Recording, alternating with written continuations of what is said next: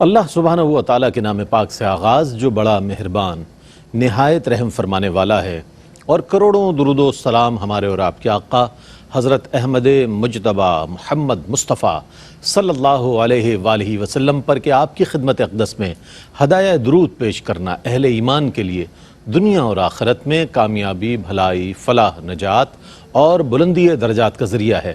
اللہم صلی علی سیدنا و مولانا محمد وعلی آل سیدنا و مولانا محمد وبارک وسلم۔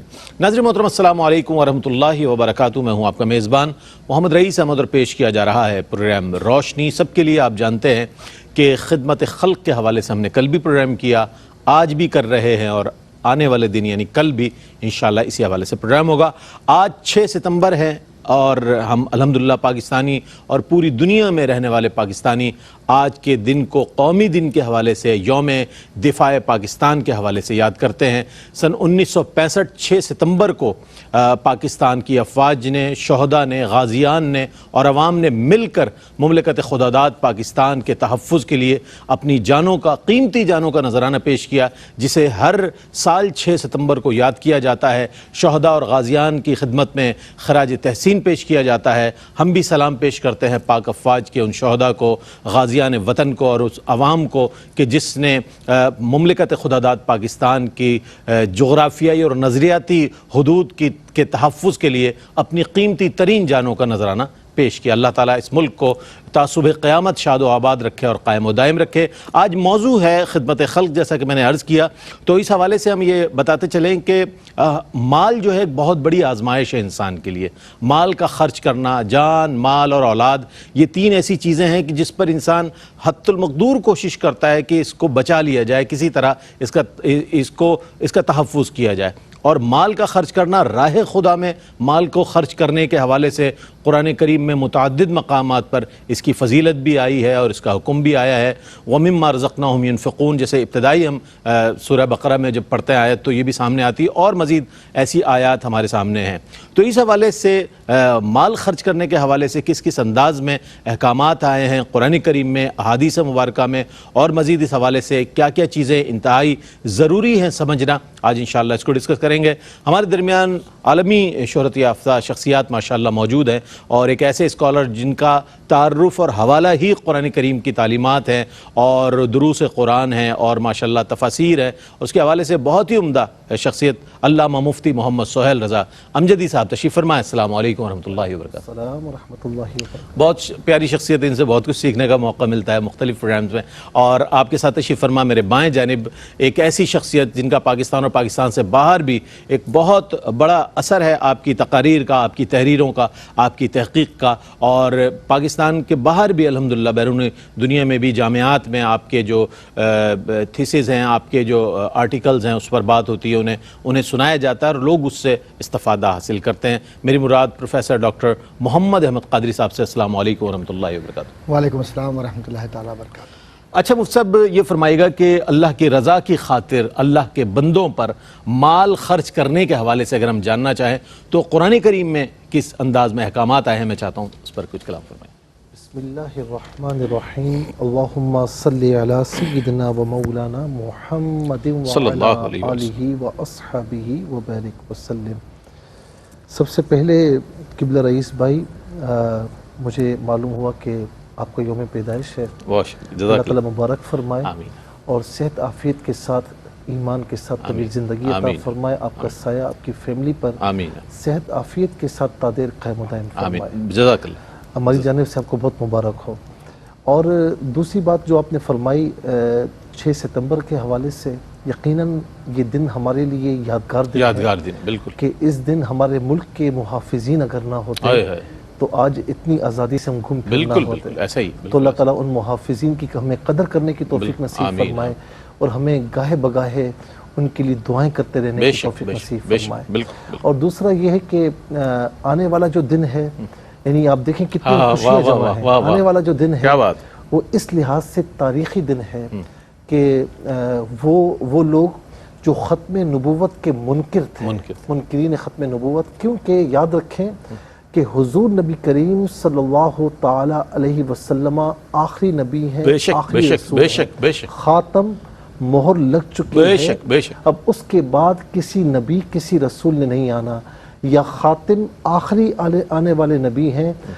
فرماتے ہیں کہ ان العاقب الذی بعدہ نبی، میں عاقب ہوں، میں آخر میں آنے والا ہوں، وہ ہوں کہ میرے بعد کوئی نبی کوئی رسول نہیں آ سکتا۔ یہی ہمارا ایمان اور عقیدہ ہے، یہی ہمارا ایمان اور عقیدہ ہے، اور اسی پر اجماع ہے۔ بے شک بے شک۔ اب جو تا قیامت حضور نبی کریم علیہ السلام کے زمانے سے لے کر تا قیامت جو بھی آئے گا اور خدا نہ خواستہ وہ دعویٰ کرے گا تو وہ جھوٹا اور کذاب ہونے کے علاوہ کچھ اور نہیں ہو سکتا، ٹھیک ہے نا؟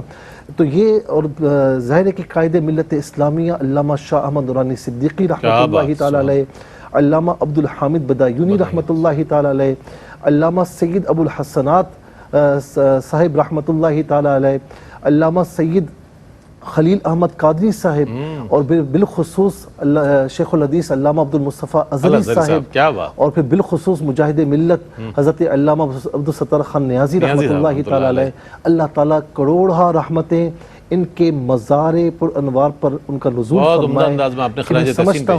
میں سمجھتا ہوں کہ یہ اس امت کے محسنین ہیں، اور سیدنا صدیق اکبر رضی اللہ تعالی عنہ کی اتباع میں ان کا کردار انہوں نے ادا کیا ہے۔ اللہ رب العالمین کرم فرمائے تو یہ ہمارے لیے خوش نصیبی والا دن ہے، اور ہمیں بطور یادگار اس کو اپنے اپنے انداز سے سیلیبریٹ بھی کرنا چاہیے۔ دوسری یہ بات جو آپ نے فرمائی کہ اللہ تعالیٰ کی رضا کے لیے، یہ جو آپ نے قید لگائی نا، اصل چیز یہی ہے، اگر اللہ کی رضا کے لیے نہ ہو، اور یوں سمجھ لیجئے کہ میں اس لیے دے رہا ہوں کہ میں سیٹ صاحب ہوں، میں بہت بڑا کچھ ملک ہوں، چودھری ہوں، میری واہ واہ ہو جائے، تھوڑا سا نیوز پیپرز پر آ جائے، تھوڑا سا میڈیا پر آ جائے، فوٹوگرافی ہو جائے، ذرا سوشل میڈیا بھر جائے، ذرا سا لوگ کہیں کہ یار اس نے بڑا دیا ہے، بڑا کمال کر دیا، تو یاد رکھیں کہ چاہے اپنا پورا مال اس نیت کے ساتھ دیا ہے کہ لوگوں میں میری واہ واہ ہو جائے، تو میں حدیث پاک جو سنانے لگا ہوں، 3 اشخاص، اس میں سے ایک عالم و قاری ہوگا،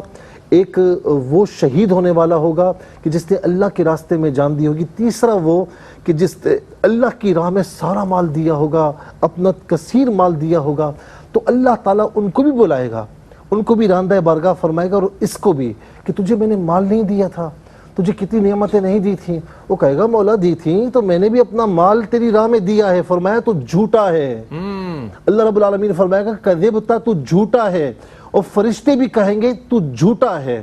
رب تعالیٰ اس سے کلام فرماتے ہوئے فرمائے گا کہ تو نے اپنا مال اس لیے دیا کہ لوگ تجھے یہ کہیں کہ یقالو فلان جواد، فلاں بڑا سخی تھا، تو لوگوں نے تجھے سخی کہہ دیا، سخی کا لقب عطا کر دیا، ہمارے پاس کیا لینے کے لیے آیا ہے؟ آج ہم تجھے کچھ عطا نہیں فرمائیں گے، تو وہ تو راندہ بارگاہ ہے۔ یہاں پر بات ہو رہی ہے کہ اللہ کی رضا کے لیے، اب جو اللہ کی رضا کے لیے دیتا ہے اس کے لیے کیا ہے؟ متقین کی صفات میں سے ایک صفت یہ ہے، متقی کسے کہتے ہیں؟ متقین اور متقون، متقی کی جمع ہے، ڈرنے والا، خوف رکھنے والا، اللہ تعالیٰ سے خوف رکھتے ہوئے وہ اس کی نافرمانیوں سے بچے اور اس کی فرما برداری کرے، وہ متقی ہے۔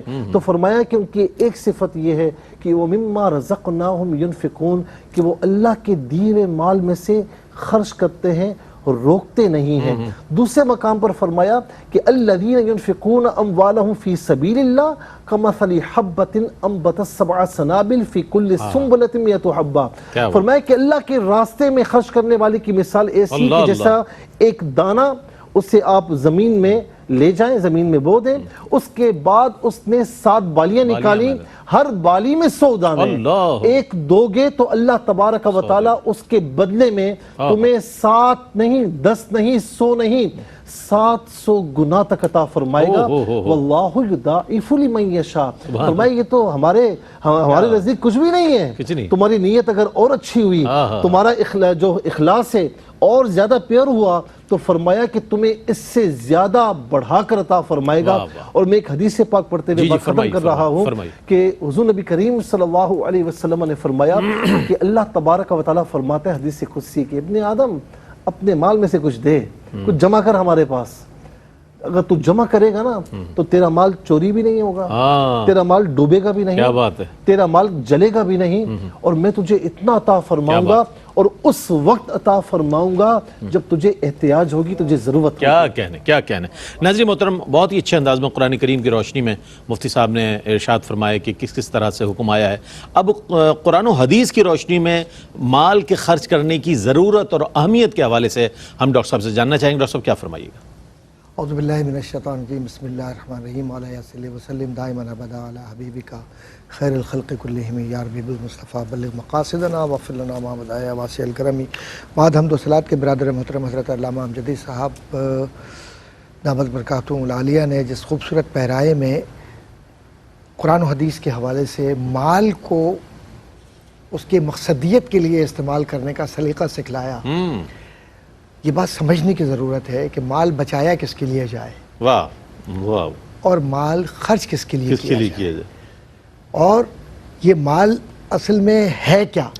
مال ہے آزمائش، اور اولاد بھی آزمائش ہے، بالکل ہے، یہ رتبے بھی آزمائش ہیں، یہ دنیا بھی آزمائش ہے، لیکن یہ دنیا جو ہے یہ کھیتی ہے، تو اس مال کو اس کھیتی میں استعمال کر کے رب کی رضا کے لیے جو لوگ یتیموں کا، فقیروں کا، مساکین کا خیال کرتے ہیں تو وہ اللہ کے محبوبین میں شامل ہو جاتے ہیں، اور ان کا جو رزق ہے وہ پاکیزہ ہو جاتا ہے۔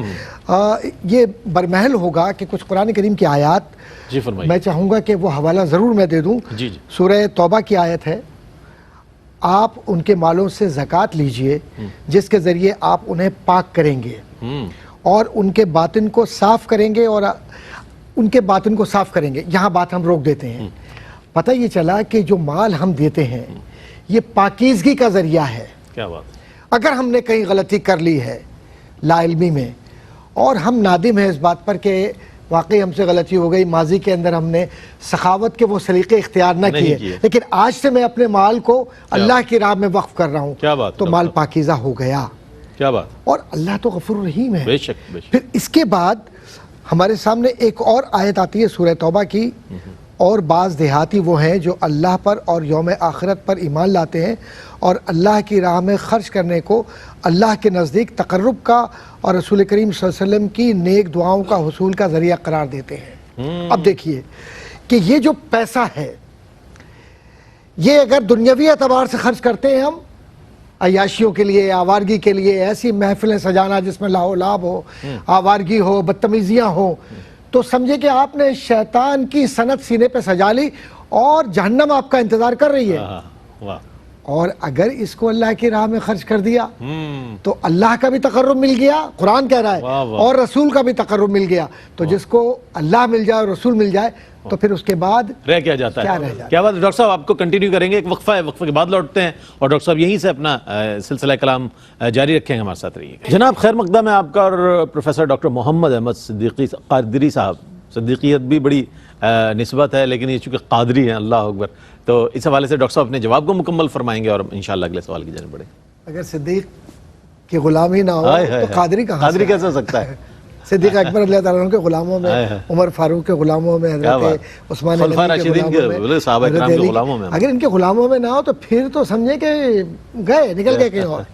میں یہ عرض کر رہا تھا کہ مال کو خرچ کرنا پاکیزگی ہے، اور ایک بات سوچئے کہ جنہوں نے حنین و بدر میں جان خرچ کر دی وہ کس مرتبے پر ہیں، اور جنہوں نے کلمہ طیبہ کی حفاظت کرتے ہوئے 6 ستمبر کو اپنی جانیں دے دی وہ کس مقام پر ہیں؟ بھائی کیا اچھا لائیں، واہ واہ واہ۔ اور یہ جو نذرانے ہیں ہر دور میں ملتے ہیں، اور کوئی زبان سے، کوئی عمل سے، کوئی زندگیوں سے، کوئی مال سے، کوئی انفاق فی سبیل اللہ سے، یہ وہ ہیں ارواح جو پاکیزہ تر ہیں، جن کو پیدا ہی اس لیے کیا گیا کہ اللہ ان سے راضی ہے اور یہ اللہ سے راضی ہیں، جس کو قرآن کریم رضی اللہ عنہم ورضوا عنہ کے نام سے تعبیر کیا ہے۔ اب ایک بات عرض کرتا چلوں کہ حضور کریم صلی اللہ علیہ وسلم سخیوں سے بڑی محبت کیا کرتے تھے۔ کیا بات؟ کیونکہ حضور تو خود سخی، سید الاسقیاء ہے نا۔ ارے سبحان اللہ، واہ کیا جود و کرم شہ بتا تیرا، نہیں سنتا ہی نہیں مانگنے والا تیرا۔ اس لیے کہ سرکار کی بارگاہ میں نا کا تو لفظ ہی نہیں ہے۔ 2 پہاڑوں کے بیچ میں بکریاں چر رہی تھی، حضور کی بارگاہ میں حاضر ہوا شخص اور کہا یا رسول اللہ صلی اللہ علیہ وسلم میری خواہش ہے، آپ تو سخی ہیں، یہ بکریاں جو چل رہی ہیں دونوں پہاڑوں کے بیچ میں یہ مجھے دے دیجئے۔ حضور نے کہا جا تیری ہو گئی۔ اللہ اللہ اللہ۔ حضور کی سخاوت یہ تو ظاہری طور پر، اس نے جا کر یہ اعلان کیا کہ میں نے انبیاء کی صفات کو سنا تھا کہ وہ سخی ہیں، تو یہ برحق نبی ہیں، تم بھی ان کی اتباع کرو، تم بھی اطاعت کرو، تم بھی دین اسلام میں داخل ہو جاؤ۔ اصل میں معاملہ یہ تھا۔ تو حضور کو جو اللہ تبارک و تعالیٰ نے عطا فرمایا وہ کوئی سوچ سکا ہے آج تک؟ ہرگز۔ کسی کی بس میں نہیں ہے، نہ کوئی قلم بنا ہے اور نہ کوئی سیاہی بنی ہے کہ حضور کی صفات کاملہ کو بیان کر سکے۔ اور ایک بات عرض کر دوں کہ جود و سخا پر جو اشعار ہیں اس میں قصیدہ بردہ شریف میں فَإِنَّ مِن جُودِكَ الدُّنْيَا فَضَرَّتَهَا جی جی، وَمِنْ عُلُومِكَ عِلْمُ اللوح والقلم۔ اب یہ علم بھی حضور کی سخاوت ہے، بے شک بے شک، اور یہ جود و سخا بھی حضور کے دروازے پر بھیک مانگتے ہیں۔ واہ واہ۔ اور حضور فرماتے ہیں نا کہ اللہ تبارک و تعالیٰ نے سخی کو مقربین میں رکھا، اور جو بخیل ہے اسے کچھ بھی نہیں ملے گا، ہاں تو بخل نہیں ہے، سخاوت ہے۔ اب یہ انفاق فی سبیل اللہ کے لیے جو بات کی ہے بار بار، یہ جو سماجی علوم آج کل پڑھاتے ہیں یہ تو حضور کی بارگاہ سے کاسہ لے کر مغرب نے سیکھا ہے کہ تقسیم کیسی ہوتی ہے دولت۔ اور علماء جنہوں نے کتب پڑھی ہیں، لکھی ہیں، پڑھائی ہیں، ذرا سا اس کا مطالعہ تو کر لیجئے کہ اسلام نے کتاب الاموال ہو یا قاضی ابو یوسف کی کتاب الخراج ہو، آپ ذرا پڑھیے تو صحیح، تقسیم زر کو، تقسیم دولت کو دین اسلام نے کس انصاف کے ساتھ ضرورت مندوں تک پہنچایا ہے۔ اگر اس کو پڑھ لیں تو مغرب آج بھی بھکاری نظر آتا ہے۔ کیوں کہ یہ جو تقسیم ہے یہ الوہیت کی بنیاد پر ہے، اور وہ جو تقسیم ہے وہ شخصیت کی بنیاد پر ہے۔ تو فرد خالق کے برابر نہیں ہو سکتا، مخلوق مخلوق ہی رہے گی، خالق نہیں ہو سکتی۔ کیا کہنا۔ اچھا ڈاکٹر صاحب چونکہ ایک ریسرچ اسکالر بھی ہیں اور مقرر بڑے دبنگ ہیں ماشاءاللہ، اور بڑے زبردست، تو جواب بھی دیتے ہیں تو ایسا محسوس ہوتا ہے کہ ہم تقریر سن رہے ہیں ڈاکٹر صاحب کی۔ تو یہ ہمیشہ ایک دوہری ایک خوبی آپ کے کلام سے ہمیں مل جاتی ہے۔ اچھا مفتی صاحب یہ فرمائیے گا کہ اللہ تعالیٰ کی رضا کے لیے مال خرچ کرنے کو قرآن کی روح سے کس انداز میں دیکھا جائے گا، اس حوالے سے کچھ فرمائیے۔ ڈاکٹر صاحب نے بڑے خوبصورت پیرائے میں بیان فرمایا۔ اچھا اب جو پہلا سوال تھا نا کہ مال خرچ کرنے کا حکم قرآن و حدیث کی روشنی میں، اب دیکھیں اس میں ایک چینج ہے، جی جی، چینجنگ ہے۔ وہ کیا ہے؟ خرچ کرنے کا انداز۔ انداز، خرچ کرنے کا انداز کیا ہونا چاہیے؟ انداز تو پھر یہ ہونا چاہیے کہ جو نبی پاک صلی اللہ تعالیٰ علیہ وسلم نے حدیث پاک میں فرمایا کہ 7 اشخاص ایسے ہیں کہ جو روز قیامت اللہ تعالیٰ کے عرش کے سائے میں ہوں گے، جس دن اس کے عرش کے سائے کے سوا کوئی اور سایہ نہیں ہوگا۔ 7 اشخاص میں سے وہ کہ دائیں ہاتھ سے اللہ کی راہ میں دے تو بائیں ہاتھ کو خبر ہی نہ ہو۔ کیا بات ہے، سبحان اللہ، بائیں ہاتھ کو خبر نہ ہو۔ اور اسی طریقے سے ایک اور حدیث پاک کہ جب اللہ تعالیٰ نے زمین کو بنایا تو زمین تھر تھرانے لگی، تو اس کے بعد پہاڑ نصب فرمایا، والجبال اوتادا، میخیں، تو زمین رک گئی۔ تو فرشتوں نے ازراہ تعجب عرض کی کہ مولا یہ پہاڑ کی سختی، پہاڑ کا بلند ہونا، تو ازراہ تعجب عرض کی کہ مولا کیا اس سے بھی طاقتور کوئی چیز ہے؟ اللہ اکبر۔ تو اللہ رب العالمین نے فرمایا کہ اس سے طاقتور لوہا ہے۔ عرض کی یا الہ العالمین کیا لوہے سے بھی طاقتور کوئی چیز ہے؟ فرمایا آگے جو فنا کر دیتی ہے اس کو۔ عرض کی کہ آگ سے بھی طاقتور کوئی چیز ہے؟ تو فرمایا کہ پانی ہے جو آگ کو بجھا دیتی ہے۔ فرمایا پانی سے طاقتور بھی کوئی چیز ہے؟ فرمایا ہوا ہے جو پانی کو بھی لے کے چلتی ہے بادلوں کی صورت میں۔ تو عرض کی مولا کیا ان سب سے طاقتور بھی کوئی چیز ہے؟ تو اللہ رب العالمین نے فرمایا کہ ہاں، سب سے طاقتور چیز یہ ہے کہ آدمی اپنے دائیں ہاتھ سے دے تو بائیں ہاتھ کو خبر۔ کیا بات ہے، کیا بات۔ اچھا قرآن کریم نے بھی اس کو دوسرے انداز میں لیا ہے۔ ایک تو یہ ہے کہ الذین ينفقون اموالهم فی سبیل اللہ ثم لا يتبعون ما انفقوا منا ولا اذى۔ فرمایا کہ وہ لوگ جو اللہ کی راہ میں خرچ کرتے ہیں پھر اس پر کسی پر احسان نہیں جتلاتے اور نہ ہی کسی کو اذیت دیتے ہیں۔ بالکل۔ احسان جتلانے میں پھر دکھلاوا یہ ساری چیزیں آ جاتی ہیں، ریاکاری آ جاتی ہے جو ہمارے پھر اس کا کوئی فائدہ نہیں ہے۔ اور قرآن نیکی زائل ہو جاتی ہے مفتی صاحب۔ بالکل، اس میں 2 چیزیں ہیں۔ جی جی۔ اگر اصل عبادت میں ریاکاری ہو، کوئی نماز ہی نہیں پڑھتا، لوگوں کو دکھانے کے لیے نماز پڑھے، تو اصل عبادت میں ریاکاری ہے، یہ تو بالکل ختم ہے۔ لیکن اصل عبادت میں نہ ہو اور صفت عبادت میں ریاکاری ہو تو پھر اس کی عبادت تو قبول ہو جاتی ہے۔ اچھا، صفت عبادت مثال کے طور پر نماز تو پڑھتا ہے، زیادہ خشوع خضوع سے نہیں پڑھتا، لیکن کسی کو دکھانے کے لیے پڑھ رہا ہے کہ نماز تو پڑھتا تھا نا، لیکن دکھانے کے لیے ذرا سی لمبی نماز پڑھ رہا ہے، تو نماز تو قبول ہو جائے گی، لیکن اس نماز کی جو روحانیت ہے، اس کی جو فضیلتیں ہیں، برکات ہیں، وہ اس سے چھین لی جائیں گی، اس سے وہ محروم رہے گا، ٹھیک ہے نا۔ اچھا، اب یہاں پر اللہ رب العالمین کیا فرماتا ہے کہ نہ اس نے احسان جتلانا ہے اور نہ ہی کسی کو اذیت دینی ہے، تو احسان جتلانے میں بھی اذیت دینے میں بھی یہ ریاکاری کا عنصر شامل ہو جاتا ہے۔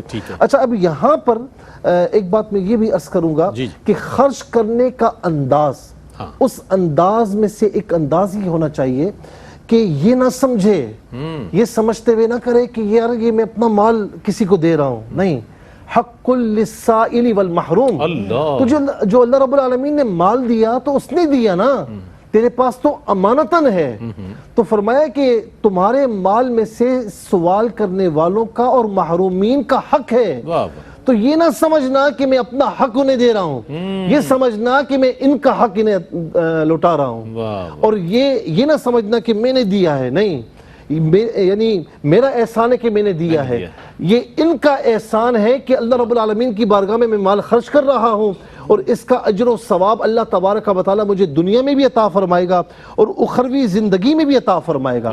دوسرا انداز کیا ہونا چاہیے؟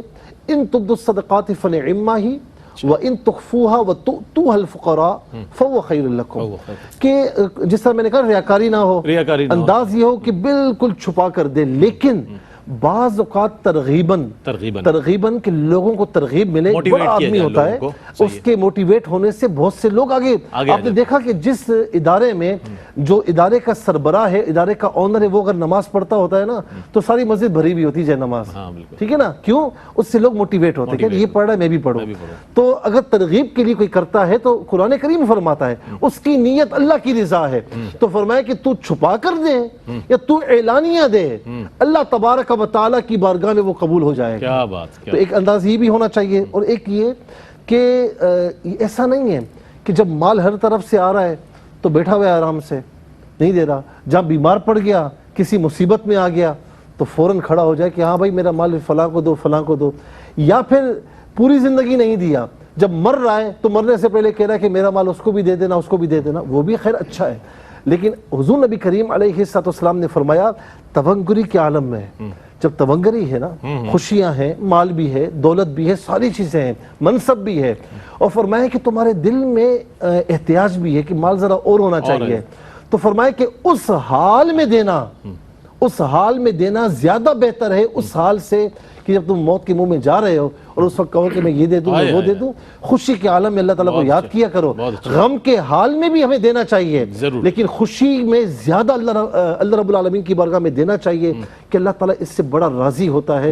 تو میں یہاں پر یہ عرض کروں گا کہ مختلف انداز دینے والوں کے، ایک عثمان غنی رضی اللہ تعالیٰ عنہ کا انداز بھی ہے نا، کہ ایک شخص حضور نبی کریم علیہ السلام کی بارگاہ میں حاضر ہوا، اچھا آپ سیدنا صدیق اکبر کو دیکھ لیں، سیدنا فاروق اعظم کو دیکھ لیں، سیدنا مولا علی کو دیکھ لیں، ہر ایک کا اپنا اپنا انداز ہے، ٹھیک ہے نا، لیکن یہاں پر یہ انداز جو عثمان غنی رضی اللہ تعالی عنہ کا ہے کہ ایک شخص آقا علیہ السلام کی بارگاہ میں آئے تو اس نے کچھ خواہش کا اظہار کیا، آقا علیہ السلام نے عثمان غنی کے پاس بھیج دیا، عثمان غنی رضی اللہ تعالیٰ کے پاس گیا تو اس نے دیکھا کہ وہ خادم کو دیے میں زیادہ تیل ڈالنے کی وجہ سے اس کو ڈانٹ رہے ہیں، جو تیل زیادہ ڈالنے پر ڈانٹے وہ کیا دے گا، واپس چلے گئے، دوبارہ بھیجا، تیسری مرتبہ جب آیا نا تو عثمان غنی رضی اللہ تعالیٰ نے فرمایا کہ تو پہلے بھی آیا تھا، چلا کیوں گیا؟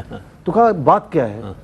کہا کہ بات یہ ہے کہ مجھے اس طرح حضور نبی کریم علیہ السلام نے بھیجا ہے، تو انہوں نے بھیجا ہے، یہ پڑا ہوا ہے ڈھیر، جتنا اٹھانا اٹھا کر لے جاؤ۔ کہا کہ آپ تیل زیادہ ڈالنے پر اسے ڈانٹ رہے تھے، میں اس وجہ سے واپس چلا گیا تو فرمایا کہ وہ میرا ذاتی معاملہ تھا، یہ اللہ کی راہ میں معاملہ، اللہ کی راہ. سبحان اللہ سبحان اللہ. کیا اچھی مثال دی آپ نے سیدنا عثمان غنی رضی اللہ تعالیٰ عنہ کے حوالے سے. ایک مختصر سا وقفہ ہے اور اس کے بعد انتہائی اہم سوال ہے جو ڈاکٹر صاحب کی خدمت میں انشاءاللہ پیش کروں گا اور اس کا جواب لیں گے. آپ ہمارے ساتھ رہیے. اچھا جناب، آپ کا خیر مقدم ہے اور قرآن کریم میں بھی ارشاد ہوا کہ ہم نے انسان کو عبث پیدا نہیں کیا، بلا وجہ پیدا نہیں ہو گیا. اس کے پیدا کرنے کا بھی مقصد ہے اور اس کو دنیا میں بھیجے جانے کا، اور اس سے جو امور سرزد ہوں گے ان کے بھی مقاصد ہیں. اب مال خرچ کرنے کے حوالے سے بھی کیا کیا مقاصد ہونے چاہیے انفاق کے حوالے سے، اور اللہ کی رضا کے لیے جو مال خرچ کیا جاتا ہے؟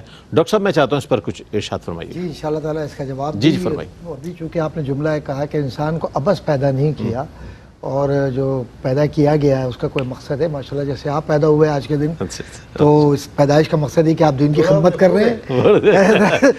میں کیا کروں، یہ اللہ اس کے رسول کا کرم ہے کہ جملہ انہی کی طرف سے خود ہی آ گیا. اور ظاہر کہ پیدائش کا مقصد یہ، آپ اپنی صلاحیتوں کو کسی فلمی یا کسی ڈرامے یا کسی اور چیز کے اندر بھی تو وقف کر سکتے تھے نا بولنے لکھنے کی وجہ سے، لیکن نہیں، آپ نے اللہ اس کے رسول کے لیے، یہ بھی انفاق میں ہے، یہ بھی انفاق میں ہے کہ آپ اپنی آوازوں کو، اپنی زندگی کو، اپنے انداز کو، اپنے رویے کو کس کے لیے خرچ کر رہے ہیں؟ کس کے لیے خرچ؟ مطلب فروغ شیطانیت کے لیے یا رحمان کا بندہ بن کر اس کی خدمت کے لیے؟ تو آپ کو مبارک ہو، بہت بہت سالگرہ آپ کی ماشاءاللہ.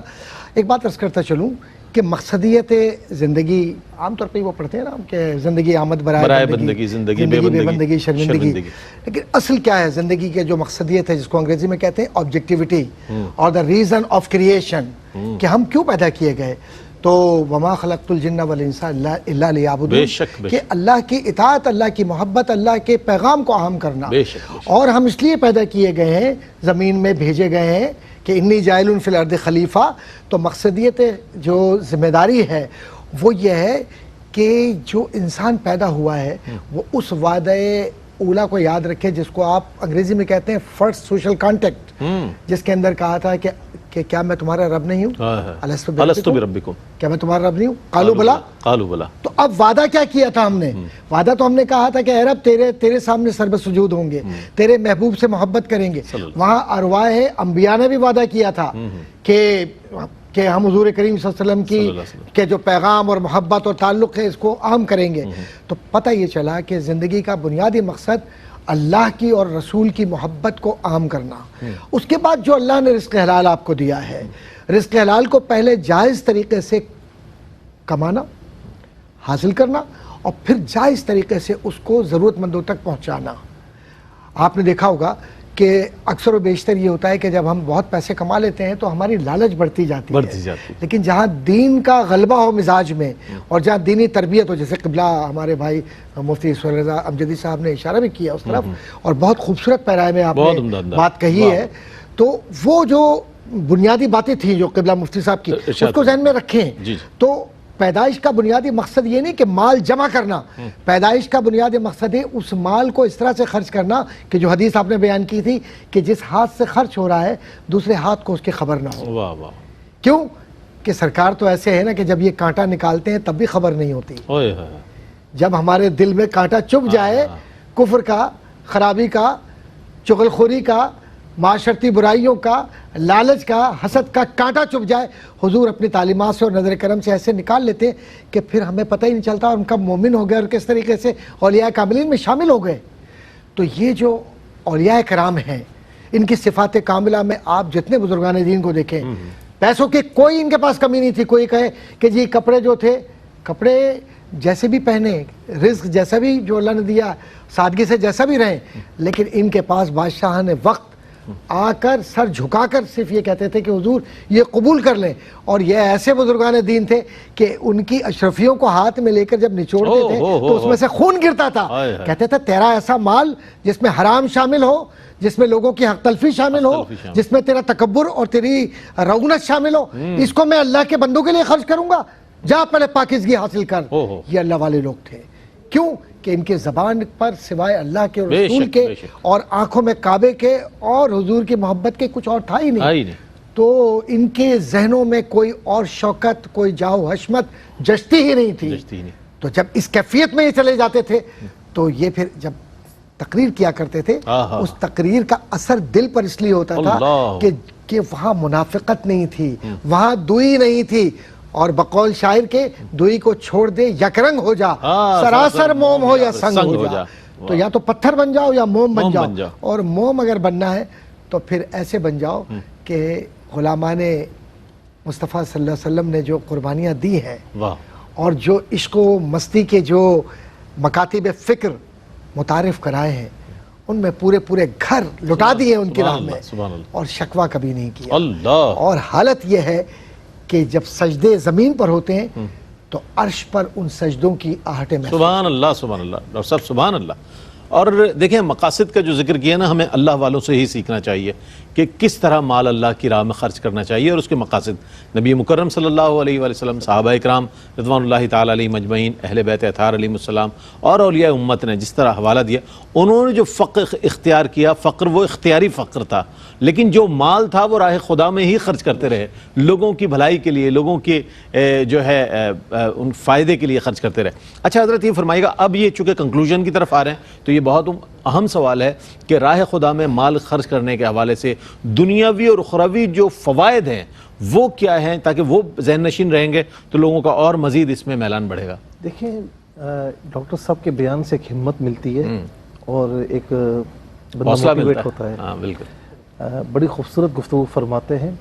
کوئی اپنے مال کی جب اپنا مال اللہ کی بارگاہ میں پیش کرتا ہے تو کہتے ہیں کہ یہ مال کی سخاوت کر رہا ہے. کوئی اپنی جان اللہ کی بارگاہ میں پیش کرنے سے دریغ نہیں کرتا تو کہتے ہیں یہ جان کی سخاوت پیش کر رہا ہے. کوئی اپنی رشتہ داری کا معاملہ ہو اور اللہ کی بارگاہ کا معاملہ آ جائے تو پرواہ نہیں کرتا تو کہتے ہیں کہ اپنی رشتہ داری کی سخاوت پیش کر رہا ہے. تو ہر ایک اپنے اپنے انداز سے سخی ہو سکتا ہے، ہر ایک اپنے اپنے انداز سے اللہ کی بارگاہ میں دے سکتا ہے. ایک ٹیچر، ایک عالم دین، ایک نعت خواں، ٹیچر اگر اس لیے پڑھا رہا ہے کہ میں اچھا علم سکھاؤں لوگوں کو، دنیاوی لالچ نہیں، دنیا تو ویسے بھی آئے گی، لیکن اگر اس کی دنیاوی لالچ ہے تو پھر دوسرا حکم ہے. دنیاوی لالچ نہیں ہے تو وہ بھی صدقہ ہے، وہ بھی اللہ کی راہ میں دینا ہے. ایک عالم دین دنیا کے مال کی پرواہ نہیں کرتا کہ میں علم پہنچاؤں تو یہ بھی اس کا اللہ کی راہ میں دینا ہے. ایک نعت خواں نعت پڑھتا ہے اور اسے کوئی فکر نہیں دنیا کی دولت کی، وہ کہتا ہے کہ بس نبی علیہ السلام کی ثنا خوانی کروں تو وہ بھی اللہ کی راہ میں صدقہ ہے. یہاں تک میرے نبی نے فرمایا کہ تم کماتے ہو تو اللہ کی راہ میں دو. صحابہ کرام نے عرض کی یا رسول اللہ نہ دے سکیں تو یہاں تک فرمایا کہ کسی کے راستے سے اذیت والی چیز ہٹا دو. کیا بات ہے. کہا کہ یا رسول اللہ اگر یہ بھی نہ ہو تو فرمایا کہ کسی کو اچھا مشورہ دے دو، مسکرا دو. یہاں تک کہ آخر میں عرض کی یا رسول اللہ یہ بھی نہ ہو، یہ بھی نہ ہو، تو فرمایا کہ اپنے مسلمان بھائی کی طرف مسکرا کر دیکھنا بھی صدقہ ہے. تو ہر بندہ، یعنی اللہ رب العالمین، یہ دین اسلام کی فلیکسیبلٹی ہے کہ کوئی بھی مسلمان فضائل سے محروم نہیں ہو سکتا اگر اپنی نیتوں کو درست کر لے.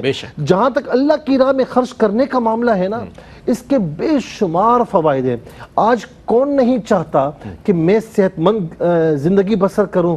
حضور نبی کریم علیہ السلام نے فرمایا کہ اللہ کی راہ میں صدقہ دو کہ یہ بیماروں کو شفایاب کرتی ہے، یہ چیز بیماروں کو شفایاب کرتی ہے.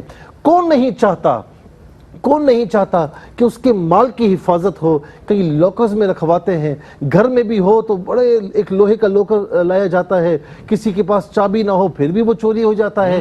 لیکن حضور نبی کریم صلی اللہ علیہ وسلم نے فرمایا اگر اللہ کی راہ میں کوئی دیتا ہے تو رب تعالیٰ فرماتا ہے کہ میں اس کی حفاظت کرتا ہوں، نہ وہ چوری ہوگا، نہ جلے گا، نہ ڈوبے گا، یہ میری گارنٹی ہے.